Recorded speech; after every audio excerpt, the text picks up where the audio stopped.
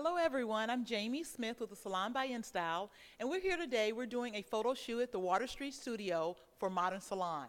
So today I'm here with Miguelina. Hi. Hi, Hi, Miguelina. everybody. She's one of our national artistic educators for the Salon by Instyle. And Miguelina is going to show us a really cool tip today on how to create volume at the scalp area. And so Miguelina, tell us a little bit about what you're going to do today. Yes, so a great tip is I get a lot of questions. How do I create volume for an updo? And let's say they don't have forms, or let's say they don't have extensions, and they're still trying to create that base. So a perfect tool, a texture iron, which is like a micro crimper, it's such an awesome way to just create that base that you need. That volume that you need at the base without having to add anything, and you can't see it. So you can hide it by smoothing the hair on top, and you will never know that she has this crimped on her base. So it's a great tip. Wonderful. So Miguelina, what type of texture iron is that? Tell us a little bit about the tool you're using. So the tool that I'm using is one of my favorites. So this is the Christopher Benson micro crimper. It's so great because it's really long. So you see that the plates are really long. So if someone has really long hair, or you just want like a really big section, it fits, and you can just do a whole big section. It's like about 3 or 4 inches long, so that's really great. Okay. So tell me about the size of your section.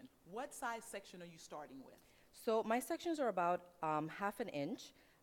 The more volume I want to create, the smaller my sections are, because the crimper is actually gonna really crimp that hair when it's like less density in between the sections. So one more question. What about elevation? What elevation are you holding that section to get the So volume? I'm holding it straight out to me. Okay. That's the best way to do it. If you hold it up, you can't really get really close to the base. So straight out at me. And then once I'm ready to crimp, and I make sure that it's really taut, I don't get so close to her base because I don't want to burn her. Okay. But I get like about 1/4 of an inch. I press down. And I do it like 2 or 3 times. How long are you leaving it on each section? So a few seconds, because this works, as you can see. I mean, it works right away, so you don't have to maintain that heat on the hair, especially because we don't want to damage it. You want to keep the integrity of the hair, and it's going to work with just a few sections of pressing it down. And that's about, what, a couple of inches down? Is that about a couple inches down? Yeah, so I did it like 2 or 3 times. That's about 2 inches. Okay. Yeah. All right. Wonderful. So thank you for joining us. This tip will appear in Modern Salon. Thanks a lot.